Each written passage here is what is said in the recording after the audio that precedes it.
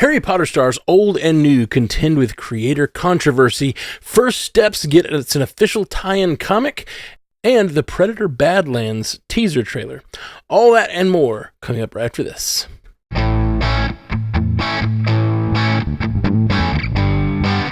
Welcome to Multiverse News, your source for information about all your favorite fictional universes. My name's Matthew Carroll, and with me on the panel today, we have Haley Hobbs. How's it going, Haley? It's just so great to be here. Yeah, it's great to have you, my friend. It's great to be here with you. And Jay Sisson. How's it going, Jay? Hey, back from the dead. Last week had to bow out. Thank you to Ashley Coffin for pitch hitting at the last second for me. But feeling good. 98% probably back and ready to party. Good. I'm always up for a party. Let's do this. And returning guest, what's going on? Sarah Day McDougal, how you doing? Hello. It's always an honor. Thank you for having me. Absolutely. We're always honored to have you, my friend. You do Peeves Gab Fest, right? Or no, it's the book one you're doing more these days? Well, I will be launching Book Watch next Friday, May 9th. And Jay Scotty is actually my first guest, so tune in. Book Watch. Nice. Cool. Nice crossover awesome. Action. Nice. And what are y'all covering the first week? The Hunger Games. That's right. He told me that, and I was yes. Just wasn't sure if I was remembering correctly. Cool. And I'm going to lock in Jay Sisson right now to cover The Last of Us when season 2 ends. Get me out of this school year, and I'll be ready. All right, well, we have a 5-star review. We always like to read more of those up top. JB216 says, Multiverse News is a must-listen for any pop culture or comic book fan. The hosts have great chemistry and break down the latest news, theories, and rumors with a great blend of humor, knowledge, and passion. Their insightful takes and discussion keeps me coming back week after week. Thank you so much, JB216. Woohoo! A+ again. We got a lot of stories to get to. You guys ready to dive in? Oh, yeah. Let's do it. Marvel Studios is returning to its roots and source of its inspiration, the comics. For the first time in the Marvel Cinematic Universe history, the studio and the comic publishing arm of the company are collaborating to create a tie-in comic for the Fantastic Four First Steps. While there have been official tie-in comics to the films before, it was a case of the comics working within the confines of what was already planned and established for the films, not a true collaboration from the ground up. To that end, Marvel has pulled out all the stops by bringing talent like writer Matt Fraction, who was allowed to visit the film set along with other creators working on the comic. The comic, a one-shot that releases July 2nd ahead of the film's July 25th release, is said to be designed to act as media that exists within the film's continuity. Is it comic collecting time or what? If you like physical comics, it is, for sure. I've been asking for this. I'm like, bring back the tie-in comics. Those were fun back when they did them. Did not know, maybe I knew at one time, that those comics that used to be done for the MCU were done outside of the scope of the film. So it is cool that they're doing this in conjunction with the movie.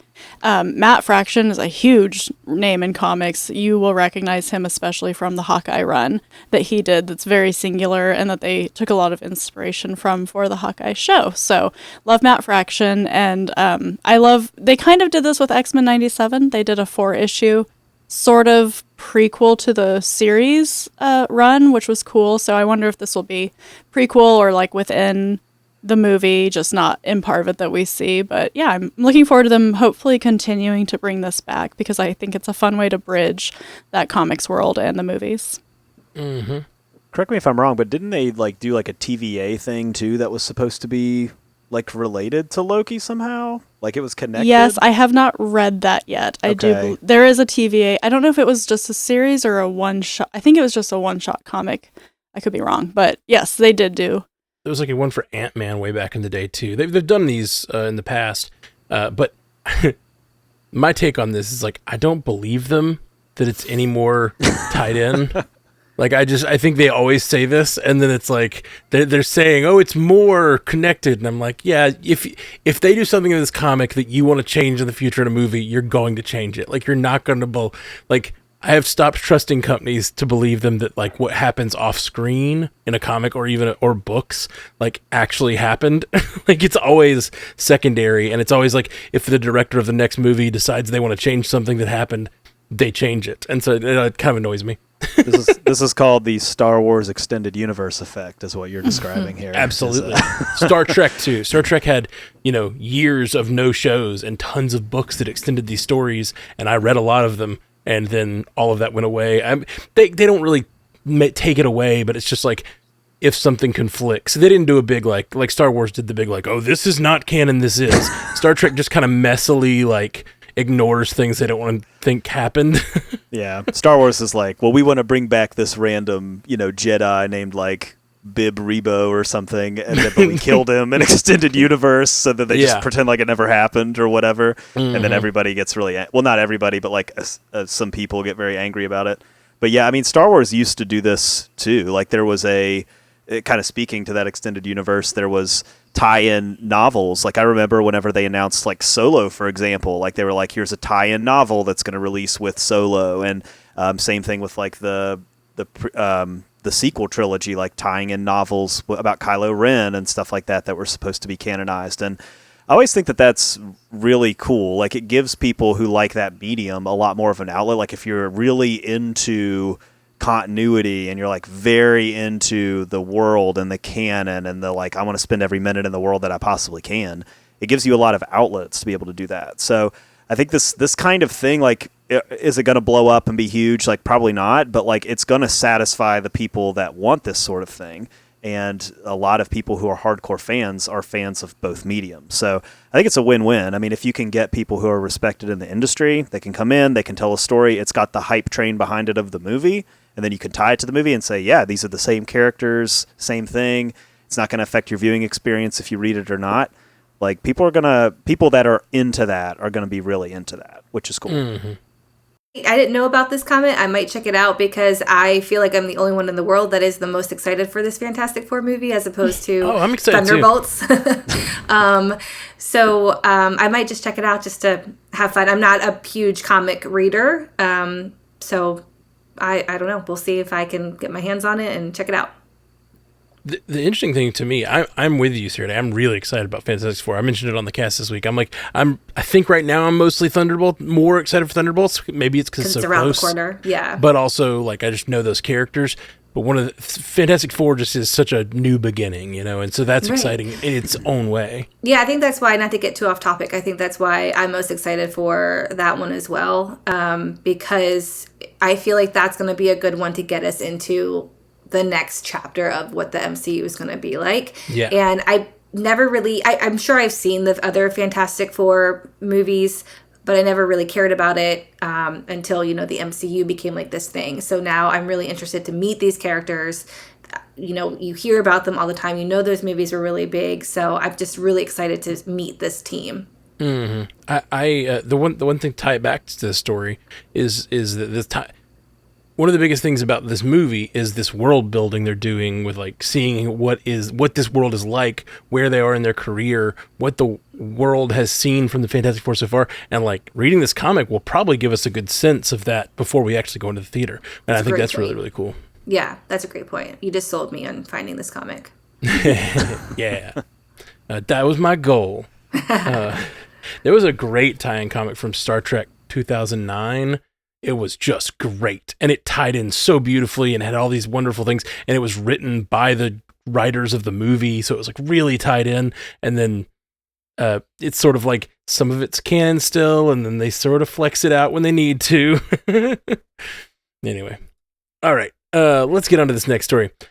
20th Century Studios released the teaser trailer for Predator Badlands, the highly anticipated sequel to Dan Trachtenberg's Prey. The trailer, while brief at just over a minute, is jam-packed with footage that includes vistas, locales, creatures, and technology never seen within the franchise, including two mysterious characters, one that seems to be a Predator protagonist, and Elle Fanning in an enigmatic humanoid role who begs more questions than answers. Prey was a Hulu exclusive back in 2022, much to the director's chagrin, did this teaser do enough to get us amped to see the series back on the big screen come November 7th? Yeah, so we have to say up at the top that none of us are big Predator people. We established that before we hit record. I believe Scotty is a little bit more into this franchise, so he could probably do a better job than I can of explaining why it's interesting. But what I will say, as someone who isn't super up on the franchise, Prey was very critically acclaimed. It was very well received. Fans of the thing loved it, and it was in this bizarre but interesting position of being a Hulu exclusive thing. And I don't know if it has the same. It's weird. Like, I don't know if it has the same level of success if it's in the theater. Like, I don't know if it kind of just like flies under the radar. But now that it has the clout that it does, like, you can see that this isn't a follow-up. It's not the same characters, but it's directed by the same guy who did Prey, and so it's going to have a similar sort of style and connective tissue. I guess now that it has that clout, making that move to that big screen probably makes a lot of sense. And so when it released, it was the talk of the day. It was really like the only trailer that got released on the day that it was released, and there was a poster, and it trended all day, and it seemed to be like at the center of conversation. One of the things that is interesting and that people are talking about is that now that you've got the brand of Predator is controlled in the same way that the brand of Alien is controlled, it's all under that same umbrella now, that you could theoretically, and it was discussed when it happened and when the merger happened, the 20th Century Fox merger happened, that you could theoretically do Alien versus Predator again. And so we've seen Alien, for example, go out and do Alien Romulus, and now they have this like Alien Earth series that's coming to FX. So they're expanding their corner of the universe. Then you've got Prey, and you've got this Predator Badlands expanding that side of the universe. And of course, in this trailer, there are Alien Easter eggs in the trailer. And so if you're interested in that kind of thing, it seems to be that they're teasing like, ultimately, we're going to try to bring these things together like an Alien versus Predator, which is probably was always the destiny of this type of thing. But I think that's kind of been the driving conversation. Like, a lot of fans are excited about the potential of bringing, like, not necessarily that you have to bring in like the same characters in the same world, but you could theoretically cross those worlds into each other if you wanted to, and you could do an Alien and Predator crossover. But when is it going to be Alien versus Predator versus Batman? We're getting there. One more acquisition. We're there. I'm pretty sure that was a comic when I was a kid. Well, right now they're doing an Alien versus Avengers. Alien versus... Oh, really? That's amazing. Well, because it's all Disney. Oh, okay. Interesting. I'm not a huge fan of this franchise, but I've seen all of them, and I did, when I saw that there was a new trailer for a Predator movie, I did get excited, and we watched it, and I am excited about it. I did see Prey, and I really, really enjoyed Prey. This trailer didn't get me as excited as I think I'll be as I was for Prey. I did not notice any Alien Easter eggs. I did not know that was like a thing, so I am intrigued by that. I'd like to go and see what those Easter eggs are. I love a crossover, so I'm excited to see what this is going to bring us. Did you know what any of the Easter eggs were? I know you read an article on it. Yeah, I got it pulled up here. There's a company, I guess, in the Alien world. Weyland-Yutani? Yes, and there is that logo is in a couple different places, like on a truck. Also, there's like the inside of a ship at the beginning, and you've got some various like skulls, like a T-Rex skull and an alien's shape skull of like the alien or whatever is in there as well. So those are kind of like some of the main ones, I guess. But I guess it's that Weyland-Yutani, that's like the big connection. That's a big one, yeah. I wouldn't have caught that anyway, because like I said, I'm not a huge fan. I've seen them all, but I don't think I would have caught that company logo. The other thing I'm excited about is, like you said, the Elle Fanning character is pretty vague. I want to know more about what her character is, like who that group of people are. And also, it feels like the Predator is like their point of view in this movie, which I don't think we've gotten before. Like, they've always been the antagonist. So I am excited to see kind of that point of view and like get to know their community and like who they are and why they're going to all these places and during all these different points of time. Yeah. I am so pumped to see them try to make an alien a protagonist from a couple of perspectives. Like, it's a cool idea. It reminds me of things, I'm sorry I bring everything back to Star Trek, but like the original Star Trek was like the Klingons were just bad guys, and eventually they just introduced who they actually were, and like, you really got to know the Klingon Empire, and you had characters you loved that were Klingons, and I kind of get that vibe from this too. But the thing about the Predator, that face is designed to be terrifying. You know what I mean? Like that, like 3-prong, like tusk-looking mouth and everything. And it's just, I love the idea of taking a creature that's designed to be terrifying and trying to make it a sympathetic character that you can like follow and root for. Like that, I love that kind of stuff. That's another thing too, is like he was demasked a lot. Like that, I feel like that's the most, and that's only a trailer, and that's the most we've seen their face in like the entire franchise. I felt. I haven't seen Prey. I was wondering if Prey had more of that in it. But yeah, I've only seen it like one time each film, so don't hold me to that. Yeah.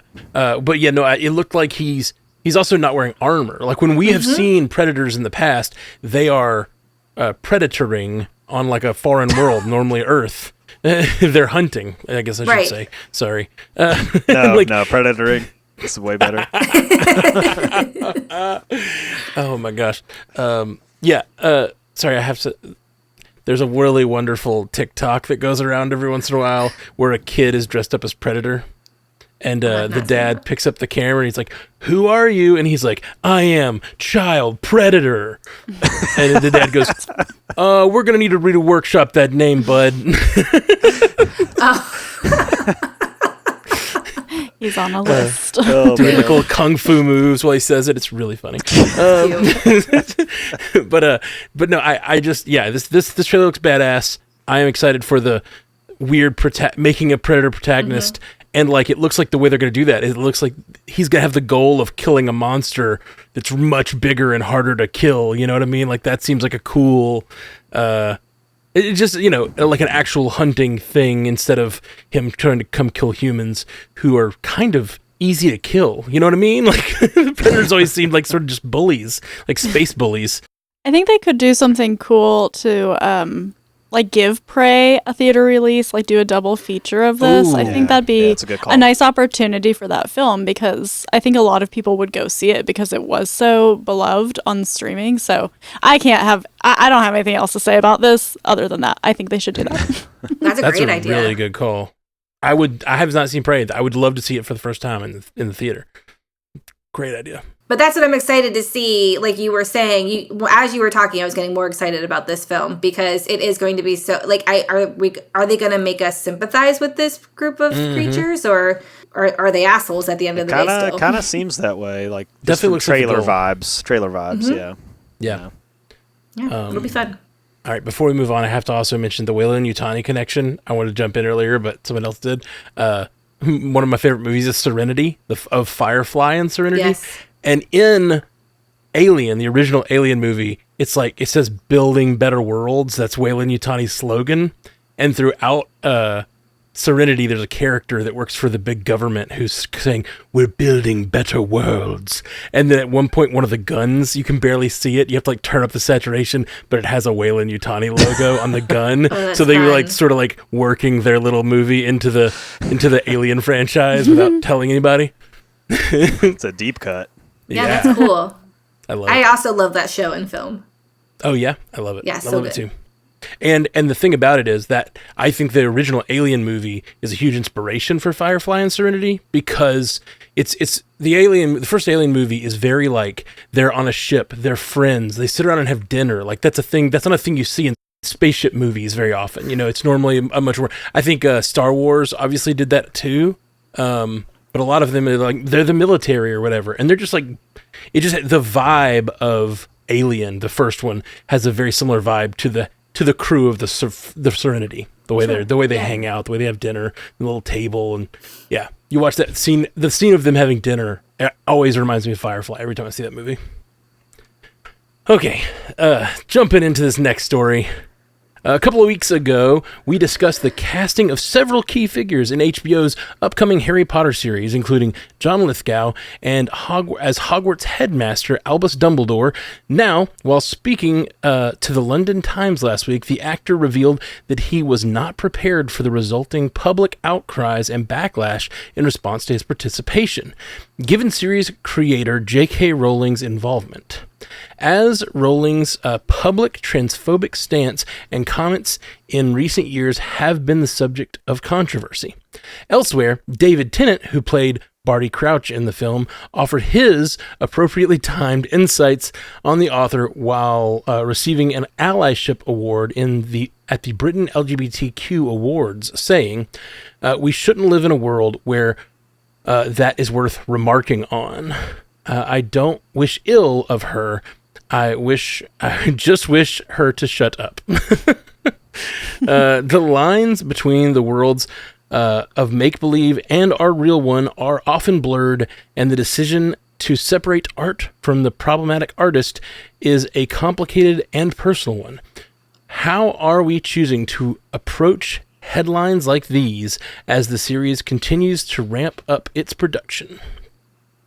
It's tough, and it's probably going to get worse as the series casts more and more people and we're getting closer to the release, because you're going to have that group of fans that want to boycott it because of what J.K. Rowling is doing.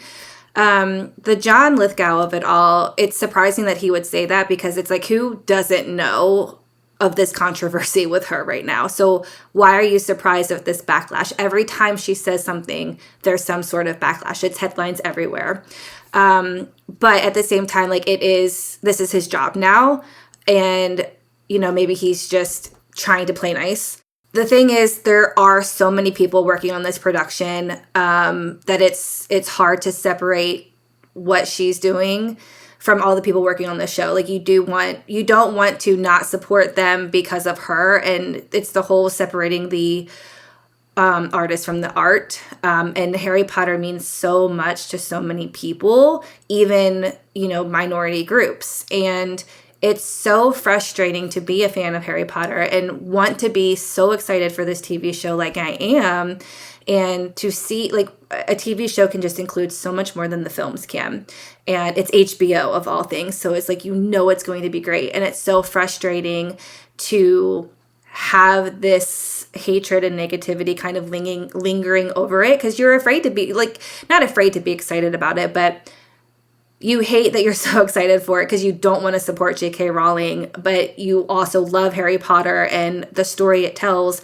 And that's what's so frustrating about what she's doing, because Harry Potter is about, standing up for what's right and not putting down minority groups. And the fact that the author wrote this story and is doing that to this group of people is just mind-boggling. Mm-hmm. In fact, Pedro Pascal just talked about it, and I posted, like, that morning I was listening to a part of Harry Potter. I listened to Harry Potter to sleep. And so it was the key, don't step on the little people. And then this whole J.K. Rowling thing came out. I'm like, I don't understand how you can write this and then do this and say this. It just does not make sense. So it's really frustrating to be, a fan of Harry Potter. And, like, the moment the LGBT community said, like, you're hurting our feelings, but, like, and the trans community specifically said, you're hurting our feelings by saying that, like, we're your fans and you're hurting our feelings, she should have stopped. So the line where it says, David Tennant said, "I just wish her to shut up," 100%. Like, I don't understand why she is dying on this hill when her fans are saying, you're hurting me. Yeah.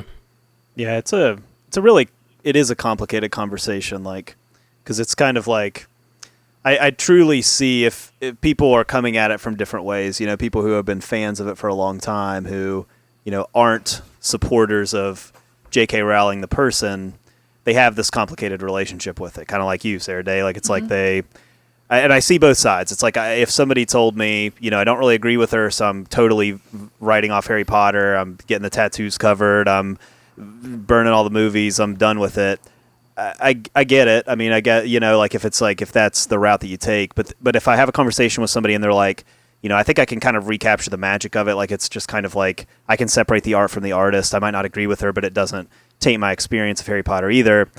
Like I can see that too, you know, and it's just I think like it does come down to kind of a personal decision, I think, for everybody. Like I think it's just for some people, there's going to be some people in a camp that are just like, this just isn't something that's going to affect it's just not something that's going to affect my viewing experience at all. And John Lithgow kind of said that, you know, like it was just kind of like I'm just making this show.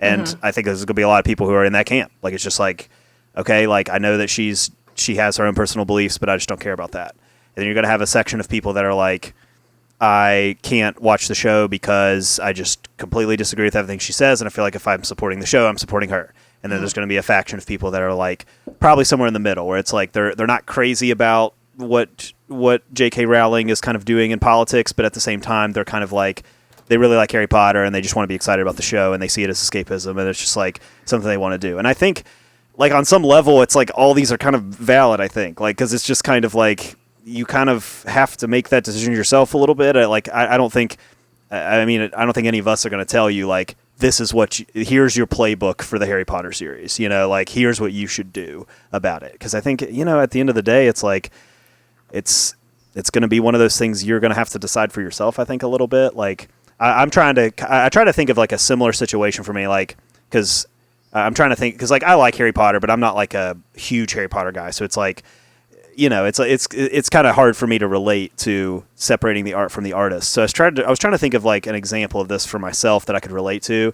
And the example that I came up with was Ryan Adams. Like I used to love Ryan Adams. Like his music was some of the music that I listened to all the time. I listened to it all growing up, like just like all through college, like love Ryan Adams. Well, then he got into some serious stuff, you know, like I don't want to get into it, but like he was married to Mandy Moore and it was like very bad. And it was just like he did a lot of terrible things to not just her, but like to all kinds of people. And like I just don't listen to his music anymore, just because it's just like it just feels wrong. Like if I listen to his music, it just feels wrong because it's just like that's all I can think about. Like I can't think about like the song. It's like I have to think about this, and it's just so. It sucks, you know, because it's like you want to like the thing that you always liked, but then you're like, well, but this is just kind of became a line in the sand. So from that perspective, it's like I can totally understand somebody just feeling like I can't do it with Harry Potter. But at the same time, like I think I can totally understand people at the same breath that are like they just want to like Harry Potter and it's hard, but they can separate those two things. So I know I didn't accomplish anything in this conversation I just had with you. I mean, but at the end of the day, it's like I don't think I have to. Like I think it's just kind of like it is a discussion. It is an ongoing discussion, and I think it's everybody's probably kind of trying to figure it out at the same time. And it's just not black and white. Like there's people like me grew up with Harry Potter, and like you said, it's escapism, and like so that has been our escape for 25 plus years, and so it's hard to break off from that, no matter how much you disagree or might like disrespect, hate, whatever word you want to use, the author. It's just not black and white. There's a lot of gray, and like you said, it just needs to be a personal decision, and you shouldn't hold that decision, whatever it may be, against like your friends. Yeah. The wound is raw with the UK Supreme Court ruling from the previous week where they ruled against trans women. And so that's why the conversation is once again resurged. And every time she does something and contributes to something, it's going to, like you said, Sarah Day. And I think you two have really you've hit all the nails on the head. And I'll just draw back to like, this was material that, articles have been written, academic articles about how the Harry Potter series influenced a generation of readers, and a generation was taught about bias and bigotry and how they're wrong. And then here's this person putting those things into action, and it just feels monstrous. And so it is just so hard. And, you know, I think I can say for all of us that we see that, and we see all of you who are struggling with it. And it's just such a challenging and awful thing to have to even think about going through. Yeah. One thing that I've had to think about as a podcast creator, when the Fantastic Beasts movies were coming out, we were like, oh, those would be fun. We could watch the whole Harry Potter series on Bingers Assemble, and we could do the whole thing. And we had trans pandas reach out to us and be like, I heard y'all mention you might do that. Like, I would really like it if you didn't. Like, it really would be hurtful to me if you did that. And like, it sucks. It really sucks. Because like, it's like you want to create, you want to engage with the art of the thing you love. But I don't want to hurt anyone's feelings. I don't want to. Exactly. And I'm like, that's the key, is like, they came to you and said that would hurt our feelings and you didn't do it. And it's like, I don't understand how it's just baffling that this is not affecting her. Like, these people are coming to her saying you're hurting me, and she just does not care. She amplifies it. Well, there's an arrogance there. It's just like, I just don't understand it. Like you said, the bigotry that she wrote, like, obviously I'm emotional about this one. It's tough. The line I've always used tough when I talk about like musicians that I'm like, oh, is it okay to still listen to this? Is it not? Is the way I've always thought about it is, I can separate the art from the artist. That's fine. But supporting the artist is different. If they're actively using their power to do evil things, or things that I highly disagree with, like I generally say that I can't support that art, you know? And so like, Michael Jackson, he's dead. Like, I'm not, like, me listening to Michael Jackson's not gonna hurt. It's not actively supporting someone who's gonna go on harming people. But like, there's other artists that are not dead that have done things that I'm like, I don't really want to support that. And and so in this case specifically, like, it's really hard for me to say I'll even want to watch this, because she's not only alive, but she's like really active in the politics, and like money that goes into her pocket goes to fund things that I will highly disagree with. And it's tough. It's a tough one. And the series sounds really fun. Like I've said over and over, like the Nick Frost casting, the John Lithgow casting, like I love those, and I'm really I think they're going to be great. And my niece has not seen the movies, and she's only read the book. She just finished reading the books like 2 months ago. She's reading Cursed Child right now. You don't need to read Cursed Child. I don't know. It's like the extended universe. Give it the extended universe treatment. Totally. Didn't happen. But she just finished all the books, and so like this show, if we don't watch the movies, this could be her first Harry Potter watch. You know, it could be really cool for her. And I'm assuming it's going to be a lot more truthful and more expansive. And closer to the books, because they've got more time to do more things. But it sucks to have to make the decision. I wish there was a way to like get her off of the I know. get the rights away from her or whatever. Well, so it's going to be interesting too, because it is HBO, you know, and it's not like they're stay away from the like civil rights type stuff, you know. So it'll be interesting to see if they quote make it woke or not, because she's attached to it, you know. So it's going to be interesting to see how this all plays out. Yeah, for sure. I think transparency is key here too. Like, you know, from our perspective, it's like we're pretty transparent about, you know, what we think, and we're not going to be people who are going to, you know, argue in the comments with people. It's just kind of like, it's just kind of whatever. It's just like, this is just kind of where we're at with it. I mean, it's pretty morally gray territory, and there's a lot of you know, I think that overall, like, I think fans do want like inclusive, reflective media experiences today. I think that's been proven. I mean, I know, you know, you have your subset of population that's like, don't make it woke or whatever, but like, I think you're the minority in that. It's like, to say, like, I think when you try to brand it with that, what you're really saying is like, you're kind of going against where media is going, which is that it is more inclusive and it is more reflective, and it's just, that's the way media is going. And I think most people want that. So there is a, you know, again, there's kind of like a, from us, we're pretty transparent. Like, we're pretty open about, you know, kind of where we're at and what we think, and we're open to multiple perspectives. And if one of us on the show was like, I don't want to watch it, and another one was like, I do, we would have zero problems with that. You know, same with anybody else that listens too. It's like, it's just kind of, again, it's kind of in the middle, and it's just, I think it just has to be informed by who you are and your own life experiences on how you want to, you know, react to this thing. Yeah, for sure. Yeah, it's rough. I think that, like,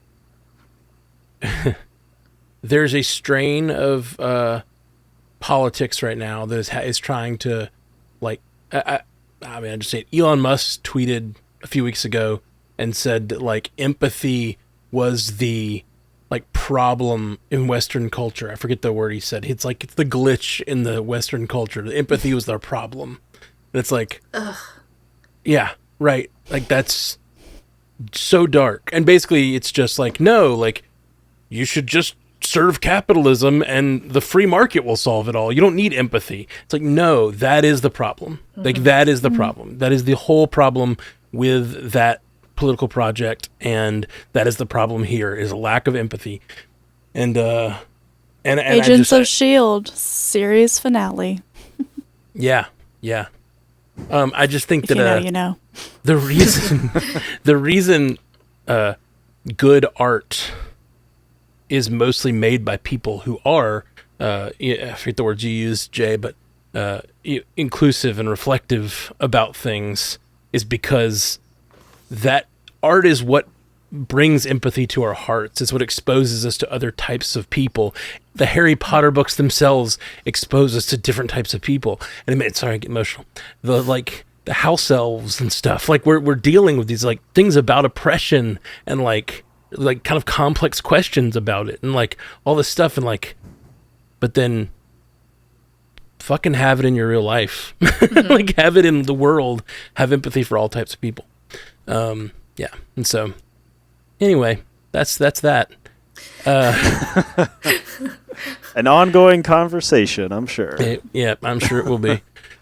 Well, we got a lot more stories, guys, coming up in the lightning round after the break. We got Hunger Games, Sunrise on the Reaping casting, that I have a hard time saying all the words in. Greta Gerwig casts her White Witch, and Netflix Wednesday Season 2 premiere date, plus so much more. Stay tuned. Welcome back to Multiverse News! We tell you guys about our Patreon every week after the break, and normally we like to shout out a patron.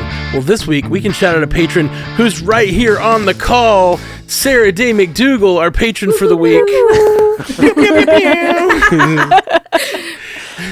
Sarah Day. I love being a patron. Yeah, I love getting the email in the morning that says there's an episode out and I don't have any ads and I get the live watch. And I mean, it's only like, what, $4 a month? You can't beat that. $4 a month. Yeah. In this and economy. our own special poll. Yes. Right? Yeah, Yeah. we do special polls sometimes and special episodes for y'all. Got my sticker. Can't wait to put it on my water bottle. Nice. It can be yours too. If you want to join, you can have one as well. That's right. So go over to patreon.com/multiverse newscast and be like Sarah Day and join the Patreon. Thank you for that, Sarah Day. And let's talk about the Spotify poll for this week. We had, which Star Wars project are you most hyped for?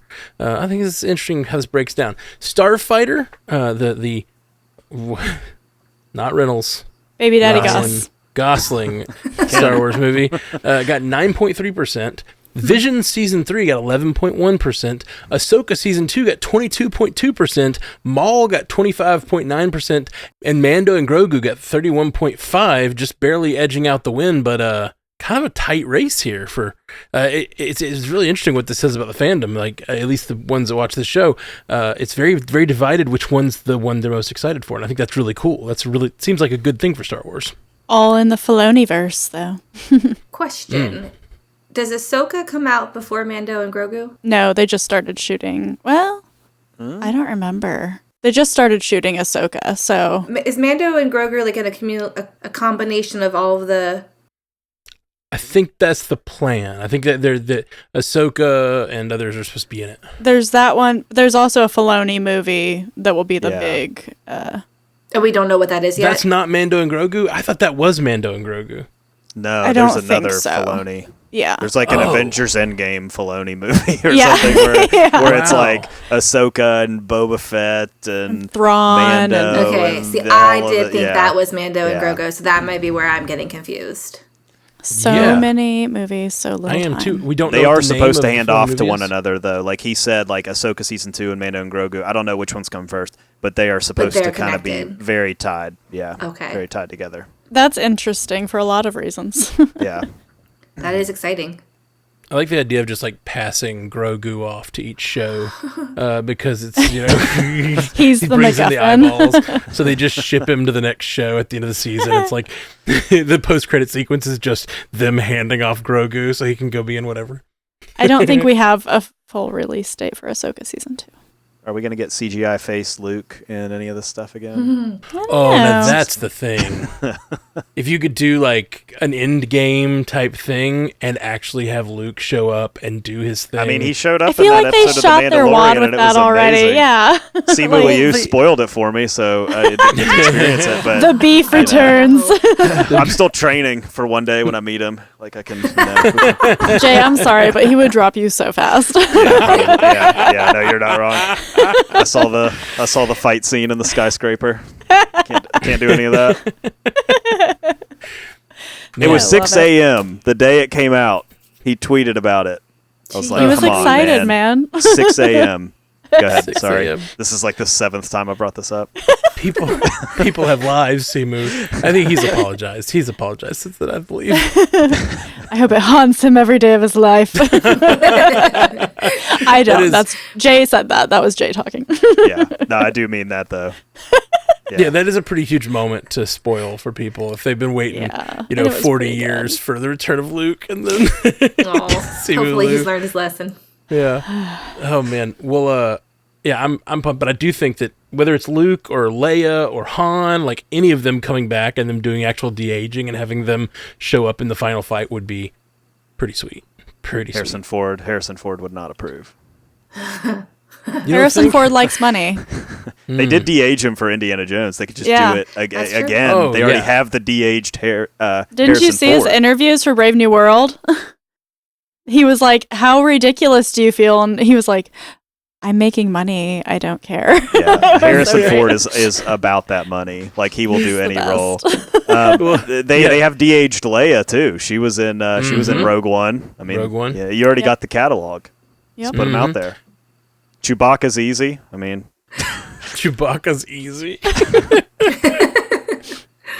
All right, let's get on to the lightning round. This is where I'm going to read a story, and someone on the panel is going to claim it by shouting out their name, and once you claim it, you get to comment on that story, and if you just cannot resist a story, you get one rebuttal per lightning round. So here we go.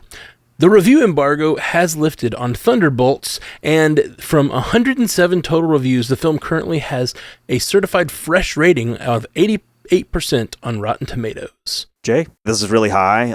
It's the highest MCU movie in a while for a Rotten Tomatoes score. And I think the Rotten Tomatoes score does matter. I mean, you'll find groups of people just be like, it doesn't matter. It's just a bunch of critics, blah, whatever. But like, people really decide. Like when I start like kind of, if I'm going to go to a movie and I'm like asking like, you want to go to this? Like, I get a lot of people saying back sometimes like, I looked at the Rotten Tomatoes score. It's like a 50. I don't think I'm just going to wait for it to come to streaming. Like I think it really is a powerful thing. It's a chokehold kind of that it has on the industry a little bit. Like so, I'm not saying it's a good thing, but the Rotten Tomatoes score is powerful. And for an 88% on over 100 reviews, that tells you it's going to be very, very well reviewed. They're kind of trying a little bit of like influencer marketing right now, a little bit with it. I think they're going in a little bit of a different direction with the marketing than like Captain America did. But this is higher than Captain America, higher than some of the more recent ones. Captain America, the Marvels, the Disney Plus shows, some of these like more recent MCU movies. This is definitely kind of peaking up there as one of the higher ones. So I think it bodes well for it in this coming weekend when it comes out. For sure. Tiny Butt. It's also, I think, just it has a lot working against it because I think there's a lot of reviewers who kind of just hate the whole cinematic universe thing, and Marvel particularly is always fighting against the, accusations that it's over or it's dead. And so the fact that reviewers, not audience, but reviewers are saying it's that fresh, then that's a really good sign. All right, the upcoming prequel, Hunger Games: Sunrise on the Reaping, has cast Joseph Zada as Hamish Abernathy and Whitney Peake as his girlfriend, Lenore Dove Baird. Kenna Grace will play District 12 tribute Maisie Lee Donner. Jesse Plemons will portray a young Plutarch Heavensby. And the film is set for release on November 20th, 2026. Screw you, Scotty. Hey, you did great. You did great. Bravo. Bravo. He tried to trip me up. I did it. You were locked in. The focus was there. Saturday. I love this cast so far. I think they've nailed it. Joseph Zeta as a young Haymitch looks absolutely perfect for the films. He's not he doesn't look like the character in the books, but as a young Woody Harrelson, perfect. Whitney Peak, beautiful as Lenore Dove. McKenna Grace, perfect as Maisie Lee Donner. She is a twin in the book, so I'm interested to see if they're gonna have the twin or not. The character whose mother the twin is in the movies was cut, so they could cut the twin altogether. So it'll be interesting to see what they do there. Jesse Plemons, again, perfect as a young Plutarch. And I'm really, really excited to see. There's a few more characters that are coming that are obviously, you know, the Hunger Games, you know, most of the characters die in the Hunger Games. So it's going to be heart-wrenching to see some of these future characters cast because they're very lovable and it's a brutal book. And it's going to be a brutal film. Netflix has released the first teaser trailer for the upcoming Jenna Ortega-led series Wednesday. The series will follow a split release schedule with part 1 dropping on August 6th and part 2 to follow on September 3rd. I'll go. Very excited to see Lady Gaga in this. Mm-hmm. I forgot she was in that. Yeah. Yep. Don't know who she's playing yet. At least I don't. And she was not in the trailer, if I'm not mistaken. So it's all secretive. I hope she plays like a really like bright, like Barbie-esque character. It's like, yeah. They have the whole Addams family is cast, right? Like, didn't it show them in the trailer? I'm pretty sure. I wonder, what if she's related to Enid? Is that some theories cooking? That's the roommate. Who's Enid's the roommate? Bright, yeah. Like when you said maybe she plays a bright and fun character, maybe she's related to Enid. Yeah, that would be really funny if she came in as like the super, like Enid's mom or something. It was like super bright and not what you would think, which is like monster or whatever. Yeah. Yeah. All right. Sorry. Sydney Sweeney I just jumped in on that one. Sydney Sweeney is set to star in a film adaptation of hit video game Split Fiction with John M. Chu directing. Variety has learned. The script for the movie is being written by Deadpool and Wolverine screenwriters Rhett Reese and Paul Wernick. Jay, another week, another Sydney Sweeney gets cast to lead a franchise film thing. From what I understand, I don't play this game, but from what I understand about Split Fiction, it is sort of a science fiction game where you play with someone else. There is like this kind of shared simulation going on, and you have 2 players. You have to play 2-player to play the thing, and it's enormously popular right now, so kind of makes sense that if you're going to do it, we already have talked at length about how video game adaptations are all the rage. You know, every studio right now is like, get me a report of what's in our catalog. Like, tell me what we have the rights to right now so we can make video game movies about it. Like, they want to make these properties because they have these built-in fan bases and they have the social media power and they have the online fans who will talk up the thing if they like it, if it matches their expectation of the thing.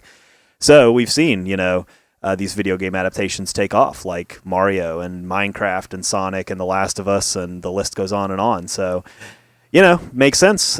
Just where we're at with the popularity in the first place of the game. Just images from this game look really cool.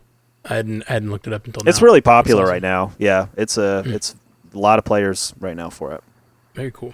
Emma Mackey has been cast as the White Witch in Narnia, Greta Gerwig's adaptation of C.S. Lewis's The Chronicles of Narnia fantasy novels. Haley, I like this casting. This is a good one. There's been a string of weird ones for this adaptation, and we've all been kind of like, what is happening? But I like this for Emma Mackey. I think she can do otherworldly if they make her up that way really well. And so, okay, maybe we're getting back in the right direction. I don't know. We'll see. She was in Barbie, right? She was in Barbie, yeah. Okay. Who was she in Barbie? Barbie, no. One Barbie that looked like... She was the Barbie that looked like Margot Robbie. She was a brunette Barbie. Has she been in anything else? I'm just not familiar with her, and I forget the picture. She was in Sex Education. That was her big breakout, I think. She's been in something. I can't remember what else. I'll look her up on IMDb later. I did read an insane stat the other day, which is that Greta Gerwig is still 100% of her films that she's ever directed have been nominated for Best Picture, because she's she's only done 3, but those 3, Lady Bird, Little Women, and Barbie, were all nominated for Best Picture. So Bat in 1,000. That's great. yeah, It's a wild. Yeah. historic run. Mm-hmm. All right, up next, over the weekend, Minecraft collected $37.8 million overseas and $60.5 million worldwide in its 4th weekend of release. Meanwhile, Sinners added $13.5 million internationally and $58.5 million globally in its 2nd week. For the 2nd consecutive weekend, Warner Brothers nabbed number 1 and number 2 spot on international, domestic, and global box office charts. Haley, go Warner Brothers. Go see Sinners. It is great. I had a really great time, like in my theater, seeing it with people.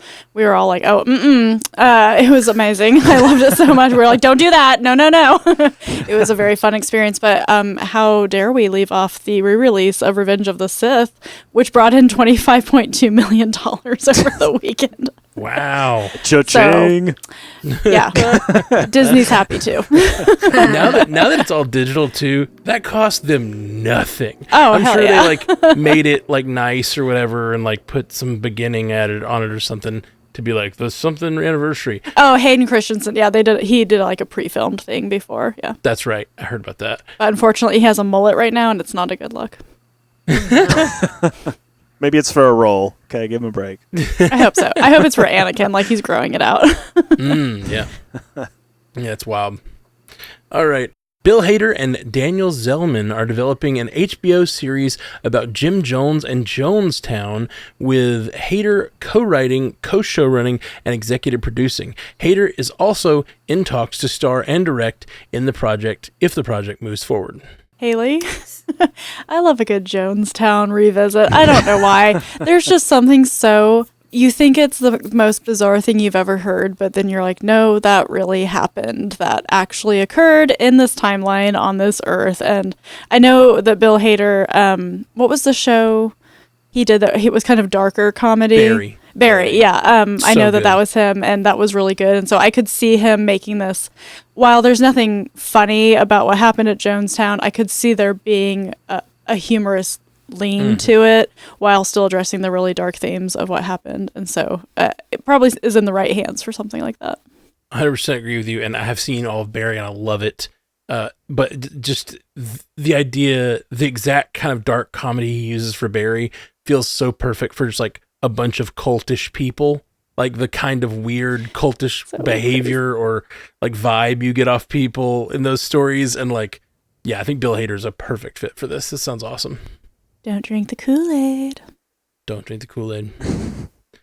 The first trailer has been released for Weapons, the sophomore horror outing from Barbarian director Zach Krieger. The film stars Josh Brolin, Julia Garner, and Alden Ehrenreich, and debuts in theaters on August 8th. Jay, this trailer was really great. Like, it was so interesting, and it tells you what the movie's about while also like being extremely confusing. It is a horror movie. It's Barbarian was one of the best received horror movies of the last couple years, and what people love about it, Scotty talks about it all the time, is like what people love about it is like that it just reinvented itself like every 20 minutes. It was like you never knew where that story was going until it got to the end. So Pedro Pascal was actually originally supposed to star in this Weapons movie, but he got so busy being in everything that he had to drop it, and so Josh Brolin took his place. I think Pedro probably would have generated a lot more conversation around this, like him being in a horror movie of this sort of like, because the trailer is very weird and it's very out there. The plot, the sort of plot line that's on all the posters is that the core of the story is that it takes place in a small town, that one day they wake up and an entire like elementary school class, like first grade class or something, all the kids just got up out of their beds and left, like just across the town from that one class. And it's like so it's already got a very like, that's a great hook for a horror movie already. So then you're kind of delving into, though, like as you watch the trailer, it's like this. I don't think it's going to be about that at all. Like it's going to be about something totally different. So it lots of twists and turns. Well cast. I think people are extremely interested in Zach Krieger and like what he's doing because this is his follow up to a huge movie, and I think it's going to be one of the biggest horror movies of the year. And I know people who are in that community more, like your Ashley Coffins, your J. Scotty St. Clair's, people like they're very excited for it, for those reasons. None of us. We're all wusses. We don't want to know. Oh yeah, I'll never see it in theaters, but it is interesting. But I'll never see. If I watch it, it'll be at home with the volume down pretty far. Home, volume down, under a blanket. That's Lights what I'm on. doing. Lights on. Just ready to ruin it for Simu Liu. Yeah, that'll be my ultimate revenge if I can spoil it for Simu Liu. Yeah. All right. After his Oscar-nominated success with Conclave, director Edward Berger is set to helm The Riders for A24, starring Brad Pitt and adapted by David Kajganich from Tim Winton's novel. The story follows Fred Scully, played by Pitt, whose life unravels after his wife mysteriously disappears, leaving only their young daughter behind. Paging J. Scotty St. Clair.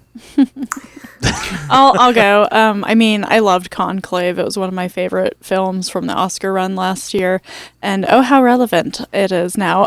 Right? It's like shot up on the charts. I think it's streaming on Prime right now or whatever. It's kind of, I watched it this week. Yeah. Again, yeah. It's like, Berger knows how to adapt things well, I guess is my point there. He clearly gets the right people in place for material. I'm not familiar with this at all, but also like Brad Pitt, he's kind of taking on this role of the rough and ragged and older guy, like that Formula One movie that's going to come out this year. That's kind of the role he's playing in that too. So just playing his age, I guess.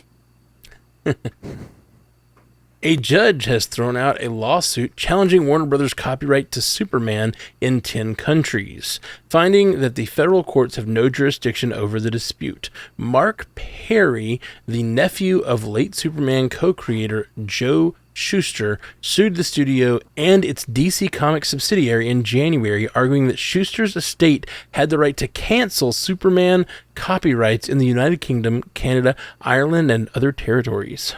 Haley, we talked about this when it broke, and this wasn't an uncommon thing. Like, this had been going on with the estate for a while when they were releasing Superman stuff. So I think it's interesting that it was just thrown out. But we kind of thought, they'd come to a settlement or something. But, it's just the creative control over things that are now owned by estates is always something that is challenging. Yeah, it's interesting, too, because they just say they don't have a right. The federal government doesn't have can't adjudicate it, but is that because it's international? Like, so would they have to sue in each of those countries? It's strange. It's complicated. For sure. I don't have a legal degree, so I'm not going to keep going. Me neither. The first trailer has been released for A24's wrestling biopic, The Smashing Machine, from Benny Safdie, and starring Dwayne Johnson and Emily Blunt. Johnson portrays two-time UFC heavyweight champ Mark Kerr.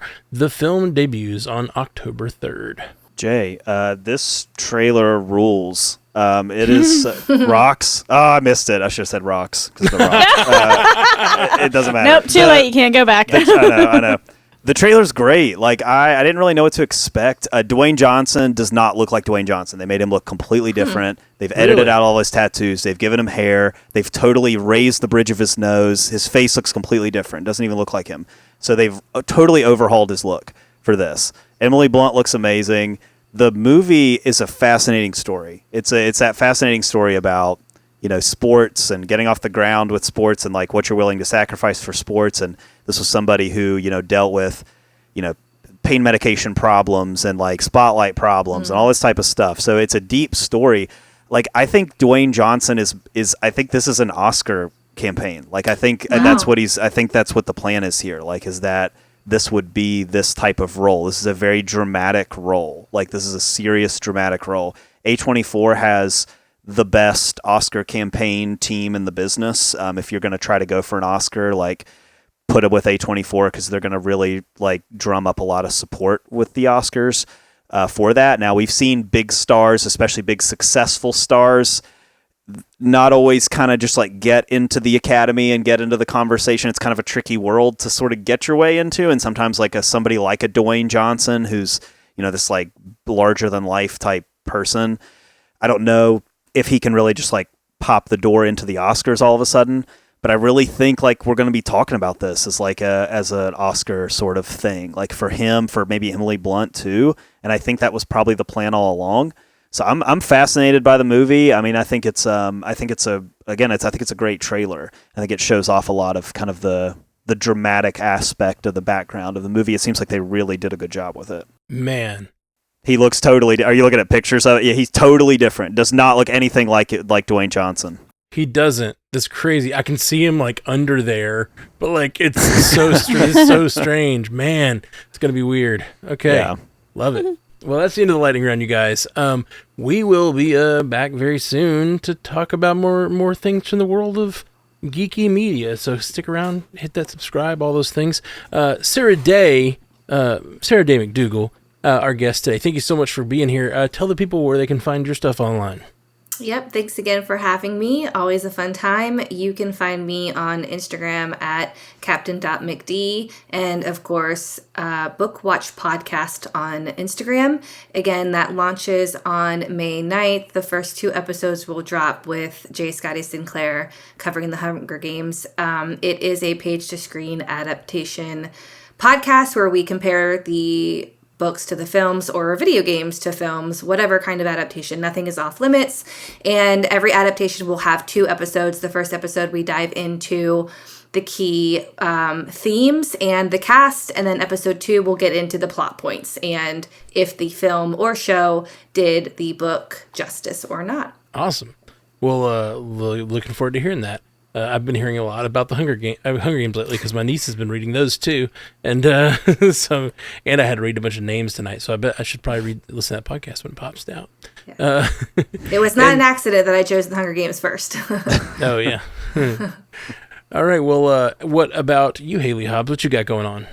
On Source Pages, where we read novels and comics as primers for geeky TV shows and movies. Brian and I just released our regularly scheduled primer for Thunderbolts.